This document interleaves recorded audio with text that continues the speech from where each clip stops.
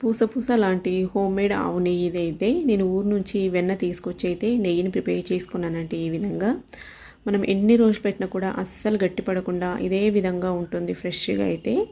మీకు ఈ full video కావాలంటే రిలేటెడ్ వీడియోలో పెడతాను, ఇంట్రెస్ట్ ఉంటే చూడండి. ప్యాకెట్ పాలతో కూడా ఇదే మెథడ్లో ప్రిపేర్ చేసుకున్నామంటే పర్ఫెక్ట్గా వస్తుంది నెయ్యి అయితే. వెన్నని మనము మిక్సీ జార్లో వేసేసుకొని మిక్సీ పట్టుకున్నామంటే ఈ విధంగా వెన్న అనేది బాగా పర్ఫెక్ట్గా ఉండేలాగా వస్తుంది. దీన్ని 3-4 టైమ్స్ నీట్గా వాష్ చేసుకొని పొయ్యి మీద పెట్టేసుకొని ఈ విధంగా అయితే మెల్ట్ చేసుకోవాలి. పూర్తిగా కలర్ అనేది ఈ విధంగా చేంజ్ అయిన తర్వాత దీంట్లోకి ఈ విధంగా కలర్ చేంజ్ అయిన తర్వాత యాలుక్కాయలు, 2 ఉప్పు రవ్వలు, అలాగే 2 లవంగాలు కూడా వేసుకొని 2 తమలపాకులు వేసుకొని స్టవ్ అయితే ఆఫ్ చేసుకోవాలండి.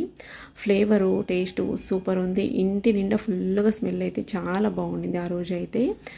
పూర్తిగా చల్లారిన తర్వాత ఎయిర్ టైట్ బాక్స్లో స్టోర్ చేసుకొని